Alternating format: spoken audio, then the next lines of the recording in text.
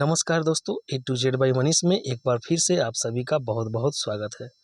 इस वीडियो में हम लोग देखने वाले हैं हिस्ट्री के 25 इम्पोर्टेंट क्वेश्चन।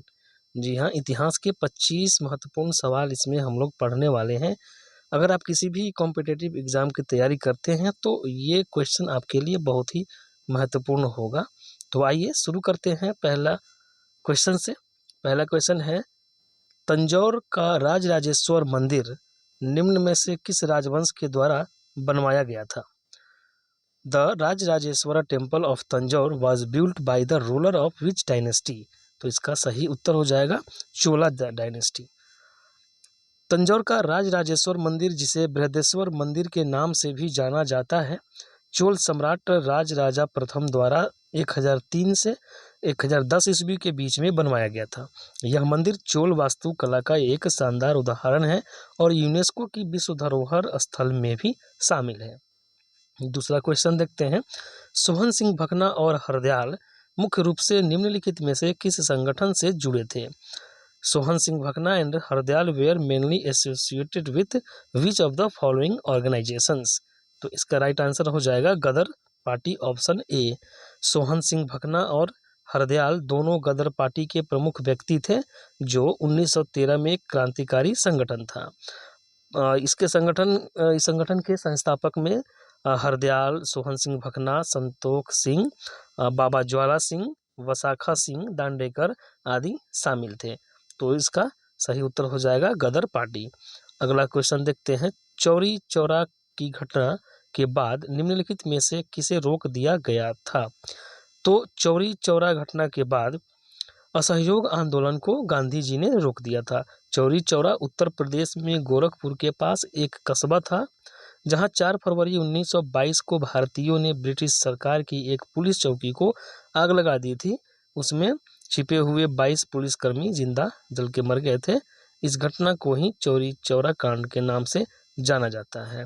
अगला सवाल है, 1905 में बंगाल के विभाजन का निर्णय घोषित किया गया था किसके द्वारा? तो इसका राइट आंसर हो जाएगा लॉर्ड कर्जन। लॉर्ड कर्जन ने बंगाल के पार्टीशन को अनाउंस किया था 1905 में।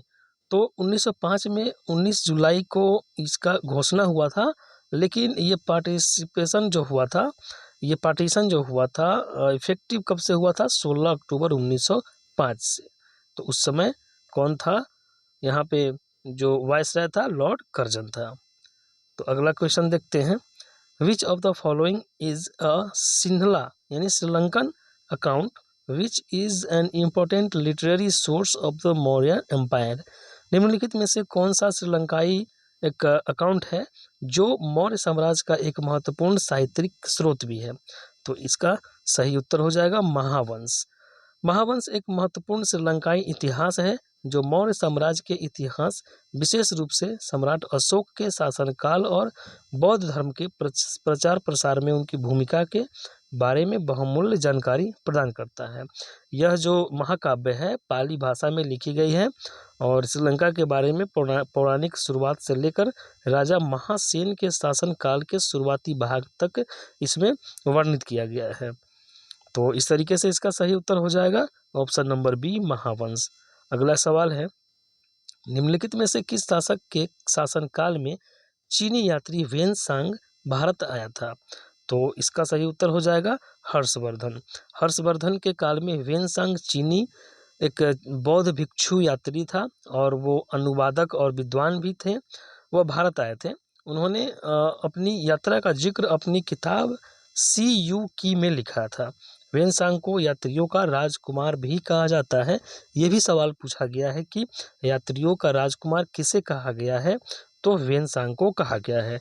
राजा हर्षवर्धन के शासनकाल में भारत में उन्होंने 5 साल तक निवास किया था। अगला सवाल 7 नंबर क्वेश्चन, निम्नलिखित में से किस प्रधानमंत्री ने भारत में क्रिप्स मिशन भेजा था? Which of the following prime minister sent the Cripps mission to India? तो सही उत्तर हो जाएगा Winston Churchill. Winston Churchill Cripps mission को द्वितीय विश्व युद्ध के दौरान भारत में ब्रिटिश सरकार द्वारा भेजा गया था, जिसका नेतृत्व सर स्टैफोर्ड क्रिप्स ने किया था और उस समय ब्रिटिश प्रधानमंत्री कौन था? Winston Churchill. दिल्ली के लाल किले में मोती मस्जिद का निर्माण किसने करवाया था? Who built the Moti Masjid in the red fort Delhi. तो औरंगजेब हो जाएगा इसका सही answer, option number D. Moti Masjid Bharat के दिल्ली में लाल किला परिसर के अंदर एक सफ़ेद संगमरमर का मस्जिद है। इसे मुगल बादशाह औरंगजेब ने 1659 से 60 के बीच में बनवाया था। अगला सवाल है, कौटिल्य का अर्थशास्त्र मुख्य रूप से किससे संबंधित है? तो कौटिल्य का अर्थशास्त्र जो है राजनीतिक शासन कला से यानी पॉलिटिकल स्टेटक्राफ्ट से संबंधित है। ऑप्शन बी हो जाएगा इसका सही आंसर। 1928 में कलकत्ता में all India workers and peasants party का अध्यक्ष किसे चुना गया था?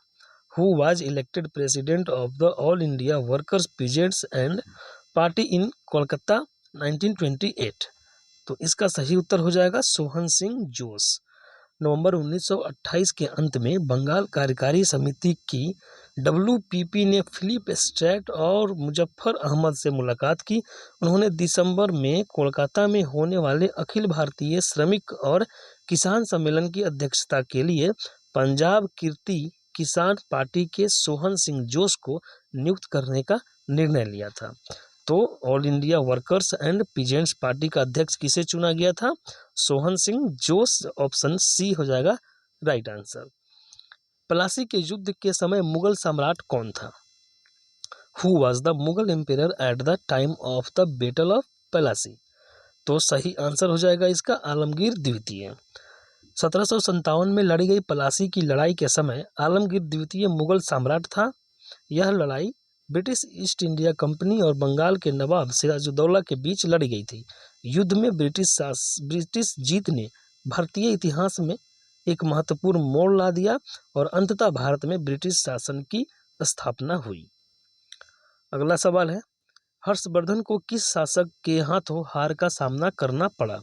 तो हर्षवर्धन को यहाँ पे पुलकेशिन द्वितीय के शासनकाल में हार का सामना करना पड़ा। अगला सवाल है, यहाँ पे हर्ष को चालुक्य वंश के दक्षिण भारतीय सम्राट पुलकेशिन द्वितीय ने नर्मदा के युद्ध में हराया था, जब हर्ष ने भारत के दक्षिणी प्रायद्वीप में अपने साम्राज्य के विस्तार करने की कोशिश की थी। तो इसका सही आंसर हो जाएगा पुलकेशिन द्वितीय। द्वितीय आंग्ल मैसूर युद्ध के दौरान निम्नलिखित में से कौन सा गवर्नर जनरल था? Who among the following was the governor general during the second Anglo Mysore war? Right answer हो जाएगा वारेन हेस्टिंग्स। Option D. द्वितीय आंग्ल मैसूर युद्ध के दौरान साम्राज्य और ब्रिटिश ईस्ट इंडिया कंपनी के बीच एक संघर्ष था। उस समय वारेन हेस्टिंग्स गवर्नर जनरल था। 1784 में मंगलोर की संधि पर हस्ताक्षर के साथ संघर्ष समाप्त हो गया। तो ये भी सवाल पूछा जाता है कि द्वितीय आंग्ल मैसूर युद्ध किस संधि से समाप्त हुआ था? तो ये मंगलोर की संधि से 1784 में जो हुआ था उससे ये समाप्त हुआ था। अगला क्वेश्चन है, निम्नलिखित में से किसे भारत का नेपोलियन कहा जाता है? Who among the following is called Napoleon of India? Right answer हो जाएगा समुद्रगुप्त। समुद्रगुप्त को भारत का नेपोलियन कहा जाता है। गुप्त वंश के शासक जो थे समुद्रगुप्त, उसको भारत का नेपोलियन कहा जाता है। इतिहासकार A.V. स्मिथ ने उन्हें यह नाम उनके दरबारी कवि हरि सेन द्वारा लिखित प्रयाग प्रशस्ति से ज्ञात उनकी महान सैन्य विजयों के आधार पर दिया था। अगला क्वेश्चन है, सांची में बौद्ध स्मारकों का निर्माण किसने करवाया था? Who built the Buddhist monuments at Sanchi? तो राइट आंसर है अशोक। ऑप्शन नंबर यहाँ पे अशोक हो जाएगा, जो कि कौन से साम्राज्य से थे? मौर्य राजवंश थे। तो ऑप्शन बी इसका राइट आंसर हो जाएगा। सांची मध्य प्रदेश राज्य के रायसेन जिले में बेतवा नदी के तट पर स्थित है। यह बौद्ध स्मारकों के लिए प्रसिद्ध है। सांची का मुख्य स्तूप 3री शताब्दी ईसा पूर्व मौर्य वंश के महान सम्राट अशोक द्वारा बनवाया गया था। इसके केंद्र में एक अर्धवृत्ताकार संरचना में बुद्ध के अवशेष रखे गए थे। तो इसका राइट आंसर हो जाएगा मौर्य राजवंश। अगला क्वेश्चन है, निम्नलिखित में से किस भारतीय को पुनर्जागरण के जनक के रूप में जाना जाता है? Who among the following is known as the father of Indian renaissance? तो इसका राइट आंसर हो जाएगा राजा राम मोहन राय। राजा राम मोहन राय को भारतीय पुनर्जागरण के जनक के रूप में जाना जाता है। वह एक भारतीय सुधारक थे जिन्होंने 1828 में ब्रह्म सभा की स्थापना भी की थी। अगला सवाल है, अखिल भारतीय किसान सभा की स्थापना डैश में हुई थी? अखिल भारतीय किसान सभा की स्थापना 1936 में हुई थी। अखिल भारतीय किसान सभा भारत में किसानों का एक प्रमुख संगठन है जिसकी स्थापना 11 अप्रैल 1936 को स्वामी सहजानंद सरस्वती ने की थी और एनजी रंगा इसके पहले सचिव बनाए गए थे। अगला सवाल है, भारतीय राष्ट्रीय कांग्रेस की प्रथम महिला अध्यक्ष कौन थी? Who was the first women president of the Indian national Congress? तो इसका राइट आंसर हो जाएगा एनी बेसेंट। एनी बेसेंट भारतीय राष्ट्रीय कांग्रेस की पहली महिला अध्यक्ष थी। वह आयरिश मूल की थी और उन्होंने कुछ विदेशियों में से एक थी जिन्होंने भारतीय स्वतंत्रता संग्राम आंदोलन में महत्वपूर्ण भूमिका निभाई थी। उन्होंने भारतीय राष्ट्रीय कांग्रेस के 1917 में कोलकाता सत्र की अध्यक्षता भी की थी। तो राइट आंसर हो जाएगा option number see Annie Besant, जो कि भारतीय राष्ट्रीय कांग्रेस की प्रथम महिला अध्यक्ष थी।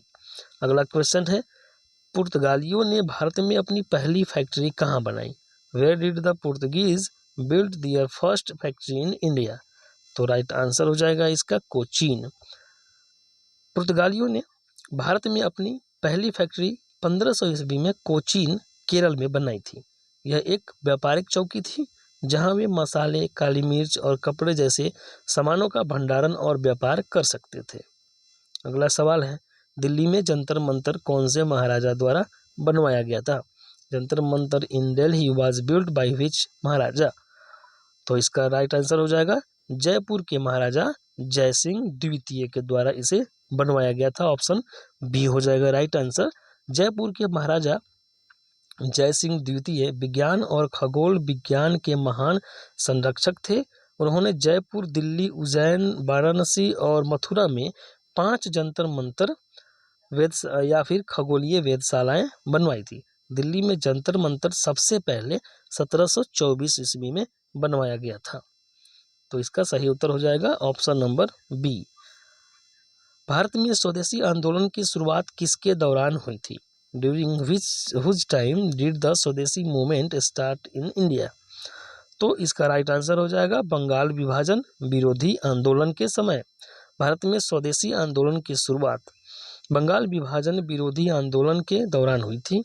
स्वदेशी आंदोलन औपचारिक शुरुआत जो है 7 अगस्त 1905 को टाउन हॉल कोलकाता से हुई थी। तो इसका सही उत्तर हो जाएगा बंगाल विभाजन विरोधी आंदोलन, जिसे स्वदेशी आंदोलन कहा जाता है। अगला क्वेश्चन है, दिल्ली के लाल किले में मोती मस्जिद का निर्माण किसने करवाया था? तो दिल्ली के लाल किले में मोती मस्जिद का निर्माण औरंगजेब ने करवाया था। तो इसका सही उत्तर हो जाएगा ऑप्शन नंबर डी। पंचशील सिद्धांत का प्रतिपादन किसने किया था? तो पंचशील सिद्धांत का प्रतिपादन जवाहरलाल नेहरू ने किया था। पंचशील सिद्धांत क्या था? पंचशील समझौता था भारत और चीन के बीच।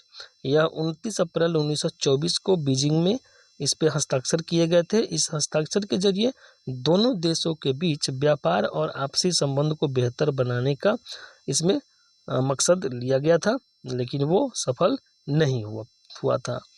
अगला क्वेश्चन है, महात्मा गांधी के नमक सत्याग्रह के स्वयं सेवक कितने दिनों तक पैदल चले थे? तो for how many days did the volunteers of Mahatma Gandhi salt Satyagraha work on foot? तो इसका राइट आंसर हो जाएगा 24 दिन। 24 दिन तक ये नमक सत्याग्रह के जो स्वयं सेवक थे पैदल चले थे, जो कि 12 मार्च 1930 से शुरू हुआ था और 5 अप्रैल 1930 तक जारी रहा था। तो राइट आंसर हो जाएगा 24 दिन। और अंतिम क्वेश्चन है 25 नंबर क्वेश्चन, आजाद हिंद फौज का गठन निम्नलिखित में से किस देश में किया गया था? तो आजाद हिंद फौज का गठन सिंगापुर में किया गया था। 21 अक्टूबर 1943 को सुभाष चंद्र बोस ने सिंगापुर में आजाद हिंद फौज का गठन किया था। तो इस तरीके से हम लोगों ने 25 क्वेश्चन का एक सेट देखा यहाँ पे हिस्ट्री का। तो अब मिलते हैं अगले वीडियो में, तब तक के लिए जय हिंद,